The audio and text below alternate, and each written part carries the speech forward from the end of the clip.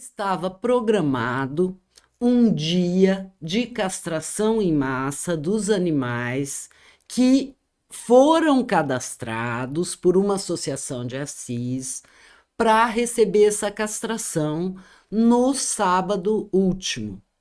Acontece que quando chegou o ônibus, esses castramóveis, eu quero chamar a atenção de vocês, porque esses castramóveis, eles geralmente estão sendo lançados por políticos que buscam a reeleição, certo? Então, como a demanda de animais para castrar é muito grande, esses ônibus foram virando assim meio que uma prática, tá? Tem vários candidatos a deputados, pelo menos aqui no estado de São Paulo, que eu saiba, que tem desses ônibus e programa uma ida a uma cidade e em um dia eles realizam em torno de 200 castrações. Abrindo esse parênteses para falar desses ônibus, eles são completamente dentro das regras. As castrações são realizadas por médicos veterinários, não tem nada que ofenda diretamente as clínicas particulares, mas eles têm despertado a atenção dessas clínicas. E o que aconteceu em Assis foi justamente um cancelamento da ação devido à denúncia de duas clínicas veterinárias.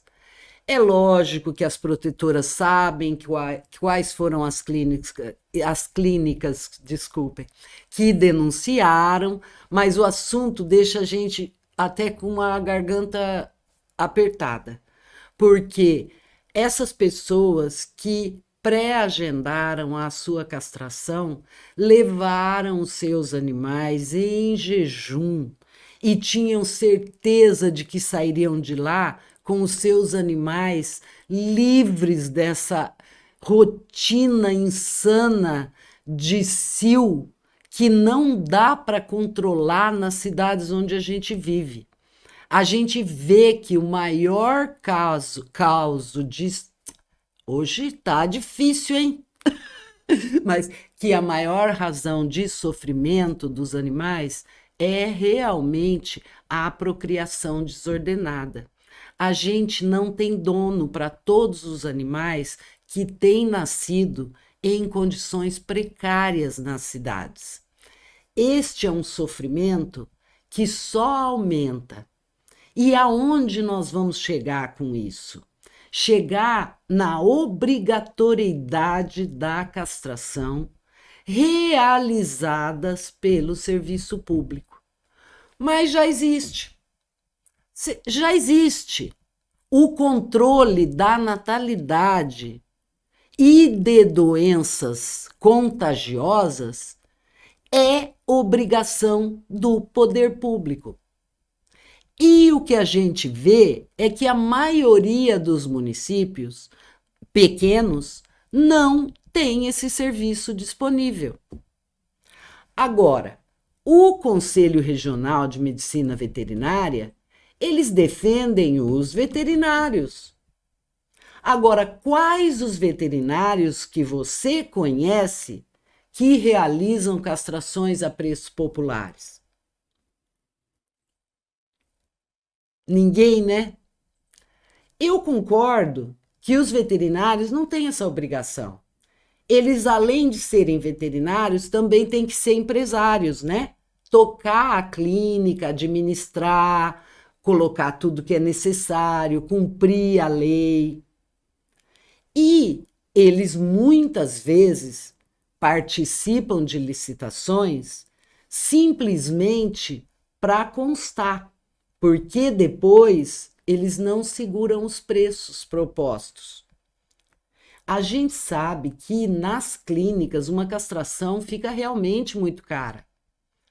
Não tem condição hoje de uma pessoa pagar 500, 600 reais numa castração. A gente já viu que tem preços que têm chegado a 800 reais uma castração. Qual família hoje tem condições de fazer isso? Então, voltando para Assis, o que aconteceu é que o castramóvel foi embora. Aqueles animais ficaram sem a castração. E a prefeitura continua se sentindo desobrigada a realizar um serviço que já está previsto por lei. Eu fiquei pensando, e realmente minha cabeça fica girando muito nisso, mas não seria o caso desses deputados que trabalham, que têm tentado prestar esse tipo de serviço para a população, destinassem recursos?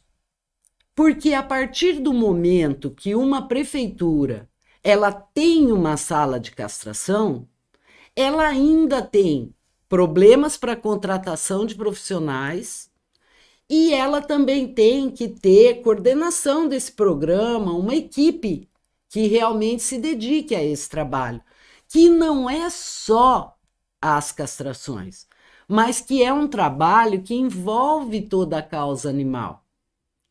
Aqui em Palmital, a gente tem uma sala de castração desde 2009.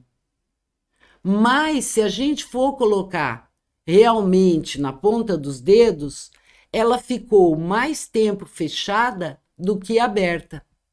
Porque o governo que eu fiz parte foi de até 2012. Até 2012, essa sala realizava, em média, 500 castrações de fêmeas por ano. E essa sala também recebeu uma denúncia de uma médica veterinária aqui de Palmital, que, curiosamente, também era funcionária. Mas, quando o CRMV veio fiscalizar a sala, ele fiscalizou e deu a autorização para que a sala funcionasse com o aval do CRMV. Por que será que isso não acontece com os castramóveis? Hoje eu não consegui essa informação para passar para vocês. O que eu tenho a lamentar é que dos aproximadamente 200 animais deixaram de ser castrados nesse final de semana em Assis. E será que tem alguém que lucra com isso? Porque esses animais que estavam lá na fila, eles não vão ser castrados nas clínicas nessas semanas, nem nos próximos meses. Provavelmente nunca. Se não houver castração gratuita, não vai haver castração para esses animais, de famílias de baixa renda, de protetoras que têm muitos animais em casa, também da população mais carente. Então, qual o benefício desse tipo de denúncia e do impedimento de um serviço tão importante? A gente vai continuar, como eu estava hoje conversando com a minha amiga Rafaela Zaqueta, que é protetora em Assis, e a gente estava conversando sobre isso. A gente, além de não se conformar, a gente não consegue aceitar que um serviço tão importante não seja feito e não exista o que se faça. Esses deputados que têm esse serviço de castramóvel poderiam também agir para que esse serviço fosse autorizado, no mínimo. Não é mesmo? Mas a verdade é que eu comecei a falar isso com vocês hoje sem ter uma ideia de como é que a gente pode lutar. Porque eu sempre entendo que o caminho é o caminho legal, é o caminho que a gente segue com segurança dos resultados. Então, é uma autorização, é a determinação de um programa, é fazer a coisa acontecer. Mas a gente ainda está vivendo essa realidade. Essa realidade de ficar, porque a Prefeitura de Assis também não realiza castração. E já faz anos. Então, o que sobra para a gente é ficar enxugando o gelo, como eu sempre digo para vocês. E ração, o preço só sobe, os cuidados médicos, vocês sabem o preço está nas alturas, a medicação necessária. Então, eu não sei onde a gente vai parar com tamanho sofrimento. E também as pessoas que querem, que lutam, que têm amor, acabam cometendo erros gravíssimos. Porque muitas vezes a gente deixa de lutar unida por castração e fica prestando socorro e criando ambientes completamente desequilibrados.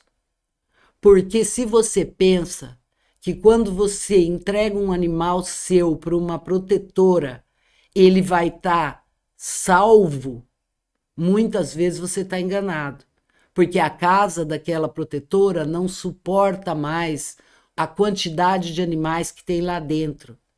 E se houvesse realmente um trabalho efetivo em prol dos animais, essas coisas não aconteceriam.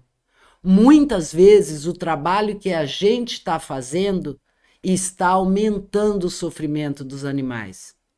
Os animais que vivem na sociedade hoje em dia, seja na sociedade ou seja até na zona rural, eles têm que ser respeitados. E o mundo mudou. A gente, para respeitar um animal, precisa respeitar as necessidades dele. Não é só dar ração na rua e sair que ele tá, eu fiz minha parte. Não fez. Se a gente não evitar novas crias, não tem saída para tamanho sofrimento. Falei?